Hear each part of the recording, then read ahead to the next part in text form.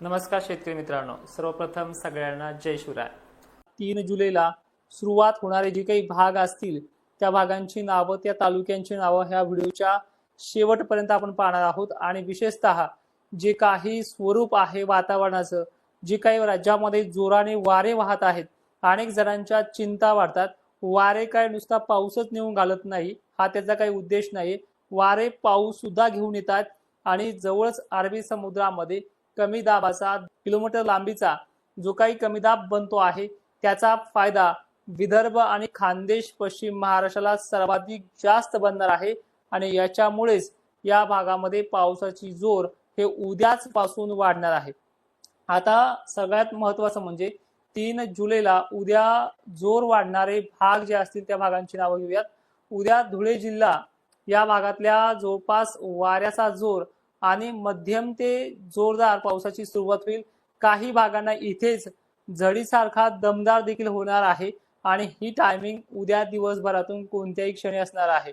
त्याचबरोबर जळगावचा, भुसावळचा आणि बुरहानपूरचा जो काही पट्टा आहे इथे देखील पावसाचा जोर वाढेल। मलकापूर हा सतत सोडलेला काही गावखेड्यांचा परिसर जो आहे तो उद्यापासून घ्यायला सुरुवात करेल। त्याचबरोबर बुलढाणा, खामगाव, अकोला देखील काही भाग जर सुटले असतील इथे त्या भागांची आवर्षण प्रणाली भागांची सुद्धा उद्या 3 जुलैला सुरुवात करेल। पहिल्याच दिवशी 3 जुलै आणि 4 जुलै ह्या 2 दिवसांमध्ये या भागांची व्याप्ती पूर्ण होईल।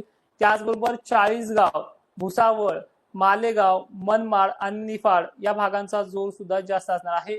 नंदुरबार, शहाद्याची जवळपास 70 ते 80% व्याप्ती ही या पहिल्याच दिवशी या खानदेशच्या ऊर्जा कोपऱ्याची देखील असणार आहे। श्रीरामपूर, अहिल्यानगरचा परिसर, पैठण आणि गंगापूरला जे काही सातत्यानं सोडलेले भाग होते, गंगापूरचा समावेश याच्यामध्ये काही प्रमाणात आहे, पण पैठणमध्ये असे काही गाव आहे डाकेफळ वगैरे सर्कल या भागात सुद्धा प्रामुख्याने हा पाऊस वाढणार आहे।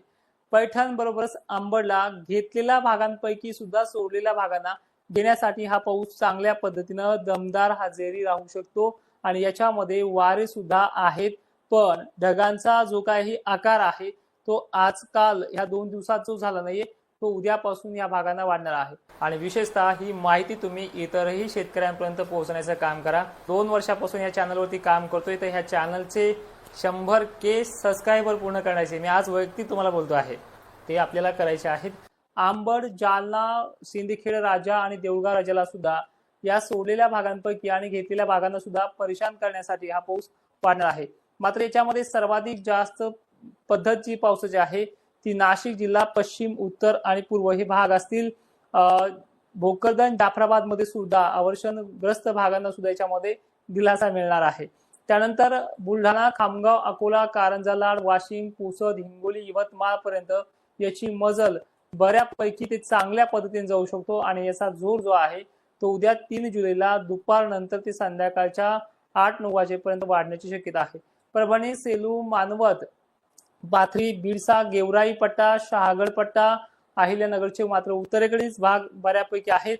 त्यानंतर हा पट्टा सध्या पाहिलं आपण नांदेडचा उत्तरेकडील भाग म्हणजे यवतमाळ परिसराकडे जास्त प्रभाव टाकेल आणि संध्याकाळी मध्यरात्रीपर्यंत चंद्रपूर सुद्धा बऱ्यापैकी घेणार आहे।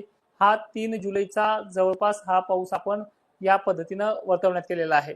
बीड जिल्ह्याचे सुद्धा मादळ मोहीमध्ये दमदार पावसाचा सुरुवात होईल। पहिल्या दिवशी पेरणीयोग्य हा पाऊस नसणार आहे, कारण की यामध्ये वाऱ्याचा जोर मात्र जास्त असेल। बीड, गेवराई खालचे जे काही परिसर आहेत म्हणजे माजलगाव पट्टे, वडवणी पट्टा, गंगाखेड, परळी पट्टा, नांदेड, बसमत हा 3 जुलैच्या रडारवरती मात्र मध्यरात्रीपर्यंत असणार आहे आणि अहिल्यानगरला सुद्धा दमदार पावसाला सुरुवात होईल। म्हणजे एकंदरीत पहिल्या 3 जुलैला खानदेश, विदर्भ आणि मराठवाडा अर्धा निम्मा, पश्चिम महाराष्ट्र अर्धा निम्मा अशा प्रकारचं स्वरूप हे 3 जुलैचं आहे।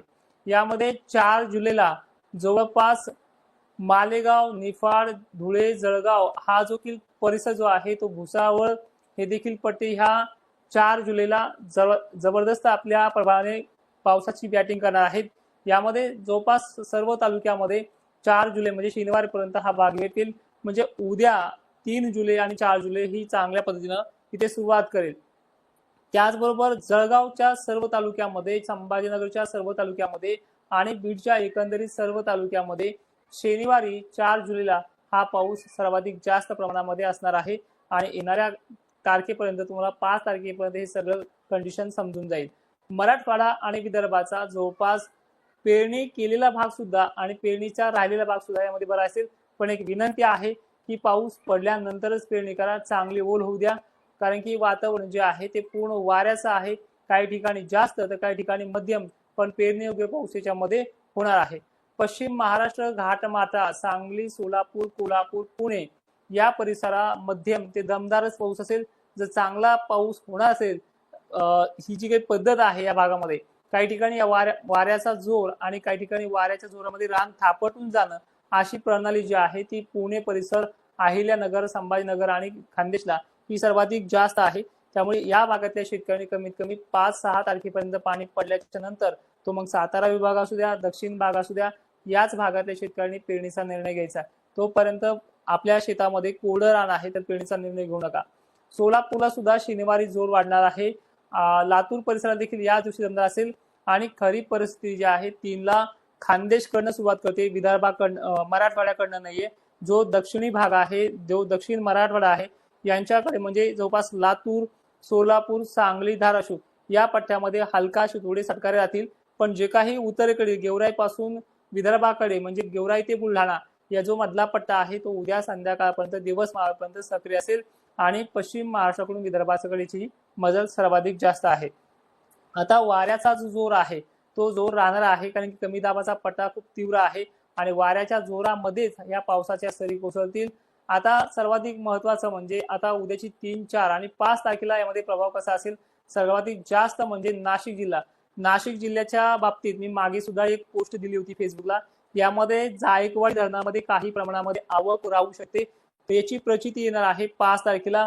नाशिकच्या इगतपुरी, त्र्यंबकेश्वर परिसर, निफाड, येवला, देवळा या परिसराबरोबर जवळपास संबंध महाराष्ट्रामध्ये या शनिवारी आणि रविवारी पाऊस हा होणार आहे आणि याच्यामध्ये पद्धत अनेक ठिकाणी पहिले 3 तारखेला आणि 4 तारखेला दक्षिण महाराष्ट्र मराठवाड्यात झडीसारखं बारीक असेल, पण 4 आणि 5 तारखेला आणि 6 तारखेपर्यंत हा महाराष्ट्र व्यापला जाईल।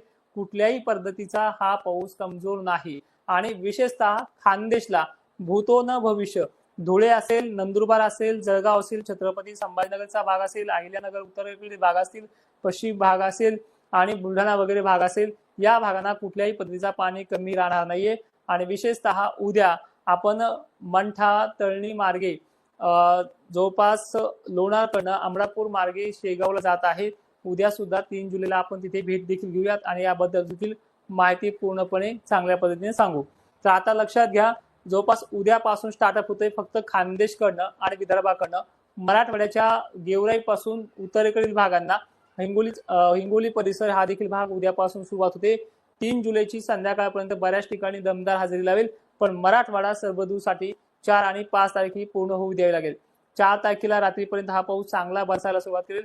काळजी करण्यासारखं मोठं कुठलंही संकट नाही, वाऱ्यामध्ये जो जोर आहे त्या जोराने हा पाऊस ऍक्टिव्ह होतोय। माहिती शेवटपर्यंत पाहणाऱ्या शेतकऱ्यांचे धन्यवाद आणि ही माहिती सर्व शेतकऱ्यांना पाठवण्याचा प्रयत्न करा। जय शिवराय।